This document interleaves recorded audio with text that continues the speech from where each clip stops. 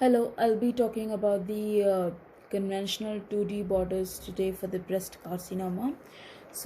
Like if this is a case of conservative surgery and that you're doing a radiation therapy after that, then you're taking two tangents, right? You're taking, if this is the left breast, you're taking two tangents uh, like this to treat the breast area from the medial tangent and the lateral tangents.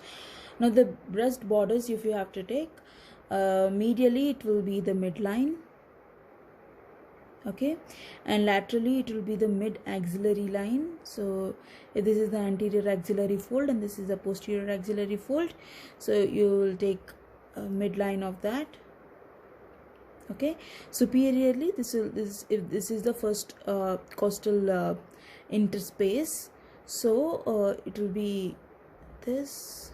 The superior border will be the first interspace, as superiorly as possible, and it can be limited by the arm as well. So it has to be it can be 2 centimeter below the humeral head also.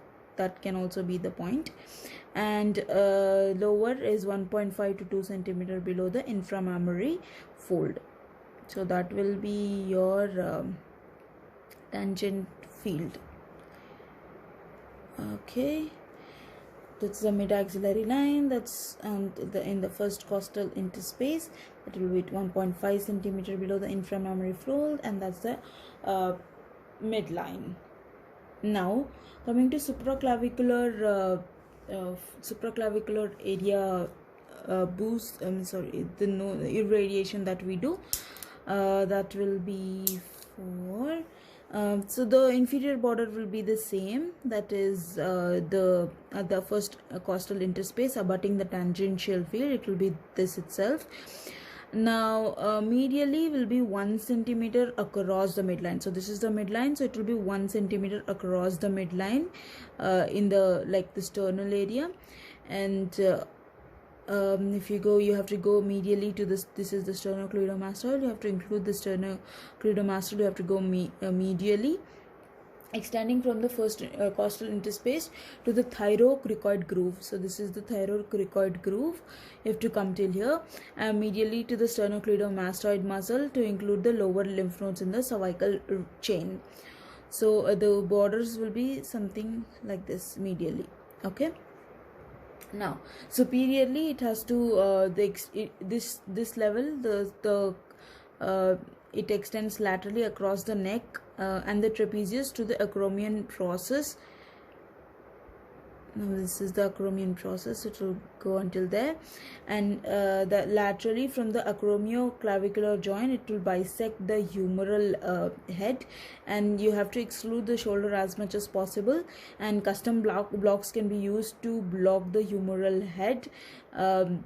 So this will actually be the supraclav field.